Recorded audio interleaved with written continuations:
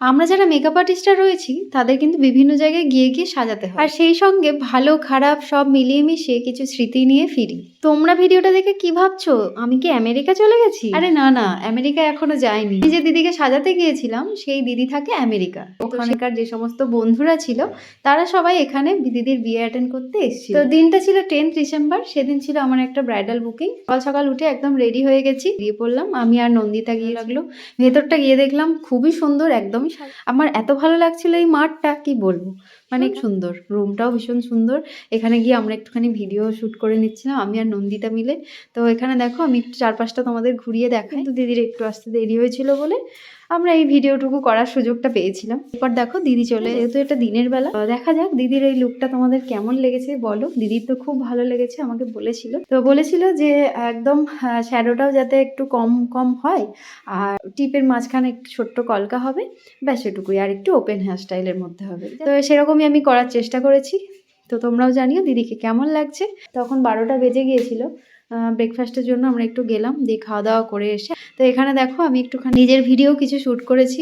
আর এই যে কাঠগোলাপ, কাঠগোলাপ কাদের কাদের পছন্দ, আমার তো ভীষণ পছন্দের একটা ফুল। তো এর মাঝখানে দিদি আমাকে বলেছিল যে পান পাতার মধ্যে একটু কলকা এঁকে দিতে, বললো কি একটু করে দেওয়া যাবে? আমি বললাম হ্যাঁ করে দেওয়া যাবে, অবশ্যই করে দেবো। দেখো দিদির আবার গায়ে হলুদের জন্য একদম রেডি হয়ে গেছে। তো গায়ে হলুদের এখানে ফটোশ্যুট হচ্ছে। এই যে আমেরিকা থেকে যে সমস্ত বন্ধুরা দিদির এসেছিল এখানে তারা বসে আছে। এরপর আমরা তাড়াহুড়ো করে চলে গিয়েছিলাম, কারণ তখন 2:30 বেজে গিয়েছিল। আমি ঘরে গিয়ে বললাম দিদি তোমার শাড়িটা দিয়ে দাও, আমি তাহলে পিন আপ করে রাখি। তো যেটা আমি করে রাখি। শুরু করে দিয়েছি মেকআপ। দিদির একটাই ডিমান্ড ছিল যে একদম সিম্পল মেকআপ হবে, কিন্তু যাতে দেখতে ইউনিক লাগে। তো আমাকে বলেছিল যে গালে কলকা করবে, আর দিদির যে সমস্ত জুয়েলারিগুলো ছিল সেগুলো দেখতে ভীষণ সুন্দর। সেদিন আমার সাথে নন্দিতা গিয়েছিল, তো নন্দিতা আমাকে অনেকটা হেল্প করেছে সেই দিন। তো তার জন্য ওকে অনেক ধন্যবাদ।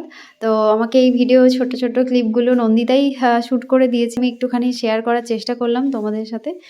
কেমন লাগছে তোমরা জানিও।